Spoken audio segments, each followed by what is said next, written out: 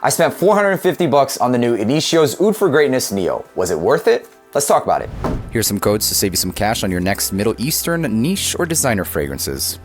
What's going on, guys? My name is Neeb. Welcome back to AROMATIX. Today we're going to be talking about the latest release from Initio in 2024. It's called Oud for Greatness Neo, and it says here, the Eye Society. Talking about some Illuminati type of stuff. I mean, come on now. It's got that.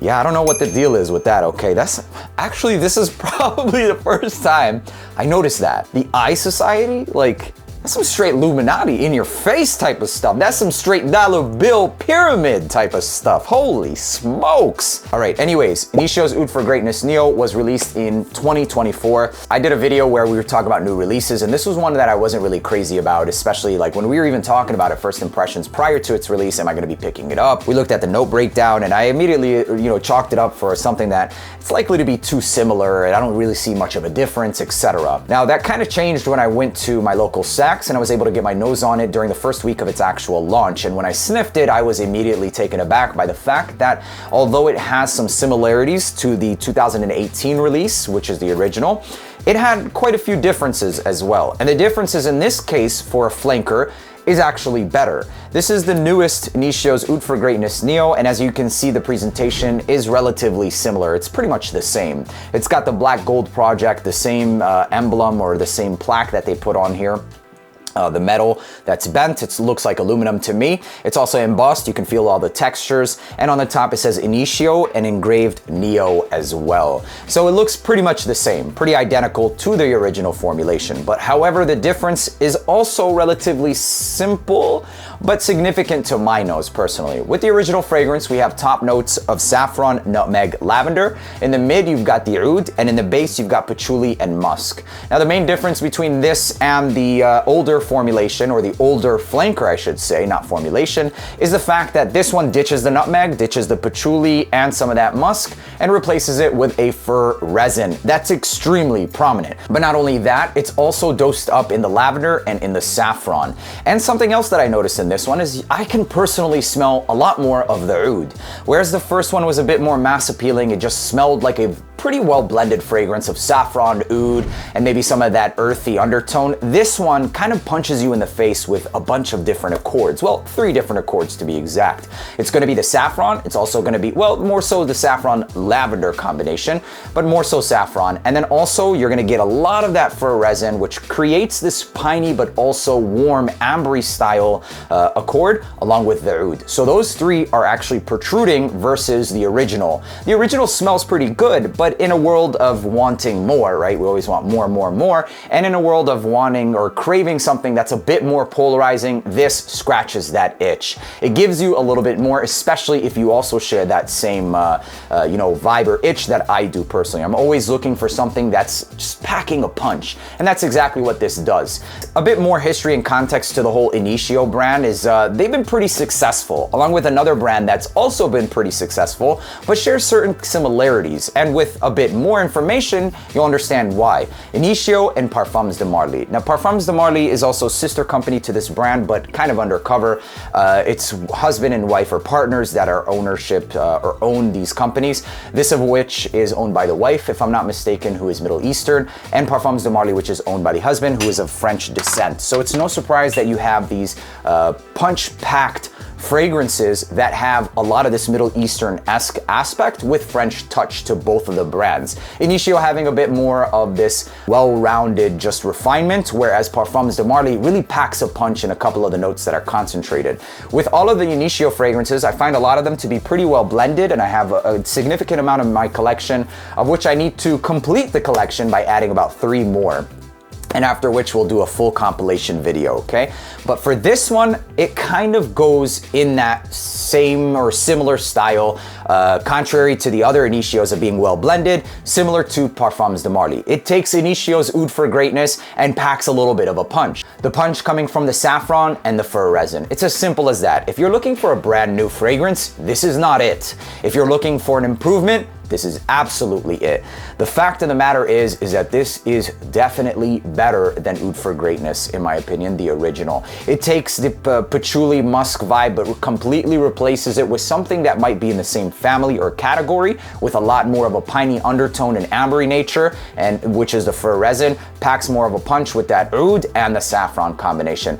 All in all, if I were to say that Oud for Greatness was like an 8 out of 10 for me, this for me is like a 9.5. I want to say 10. First impression was a 10, but I would say that this is about a 9.5 out of 10. The reason I give it a half dock off is because this one doesn't dry down as intense as it is when it opens up. It does drop off a little bit of that fur, but holds on to it for the entire time. I just love packing of a punch. And for me to give it a 10, it really has to be something that just like kills. But it's very, very close to that. But what it's also very close to is obviously, without being said, the original. However, it also is close to something else. And I find that this one is closer to Parfums de Marly Haultain.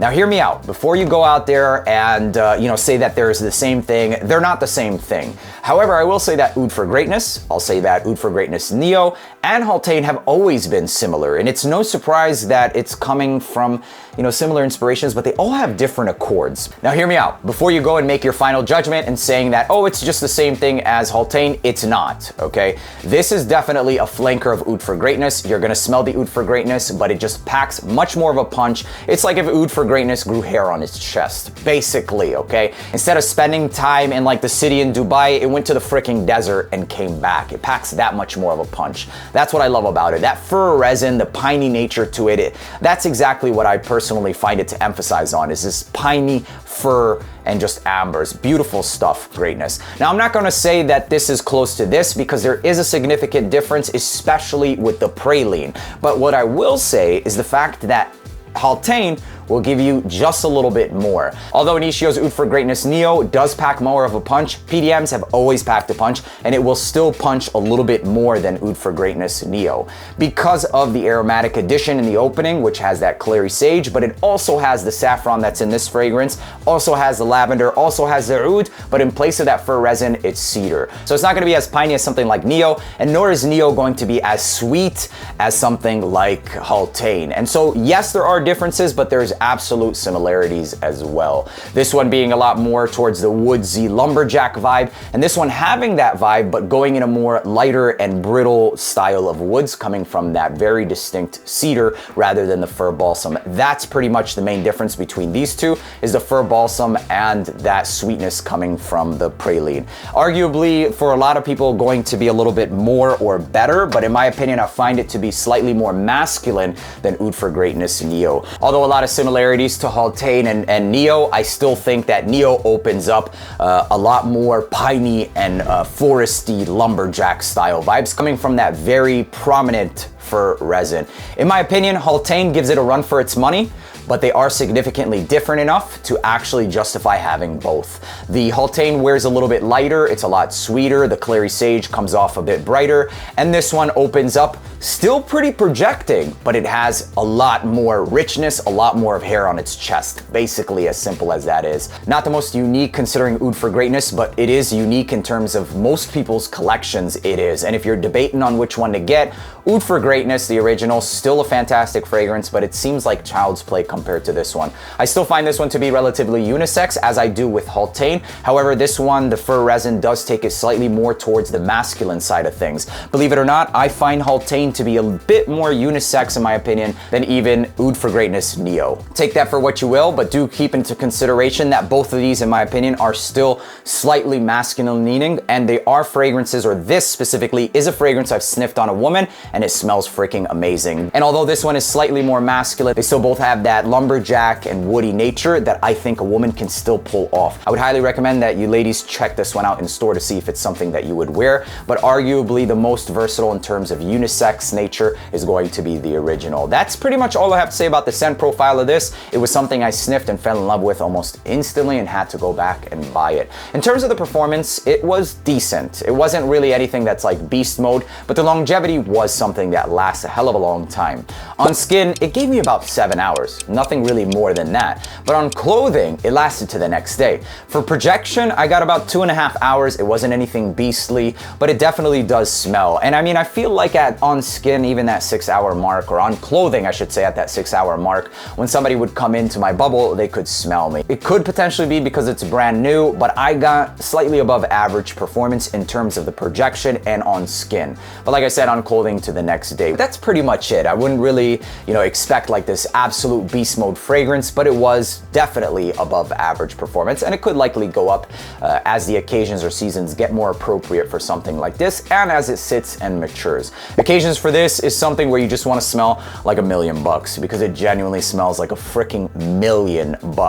This does have that fir resin that takes it away from being appropriate for like summertime. It doesn't have really many fresh aspects to it. It can give you like this brief fresh effect at the top with the whole saffron and bergamot, but it quickly becomes piney, etc. as it starts to dry down. Once it starts to dry down, it's like, no way. So fall, winter, maybe during the early spring days, or spring night. Spring night, you can definitely get away with this. And this is a fragrance that very similarly, I would just keep away from the summertime to really appreciate it and enjoy it to its full and maximum potential.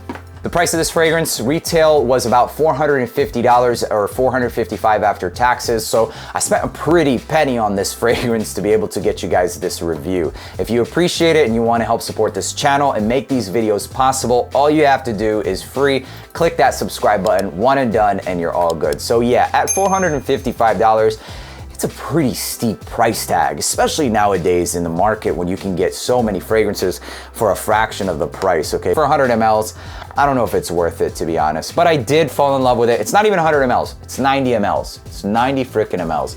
I did fall in love with it. It is exclusive, it's brand new, and that's sometimes enough to get you to buy something. Sometimes, I mean, I've even purchased fragrances on the spot that I fell in love with, and I knew there was something cheaper at online discounters, etc. But, it's not always, the experience of the fragrance is not always like, how can I get it the cheapest? Sometimes you fall in love and you buy it, and that's justification enough in my opinion. But there you have it. That's pretty much all I think about Initio's Oud for Greatness Neo, a very refreshing flanker, and actually better, in my opinion, than the original, with a solid 9.5 score, and different enough than Haultain to justify a purchase, but in a similar family. I think this is a great release. I just wish the prices would come down a little bit. I would love to see the prices come down, and regardless of the fact, that's my score, and that's what I think. If you enjoyed watching this video, please make sure to leave a like, hit that subscribe button, and I'll see you in the next one. Peace.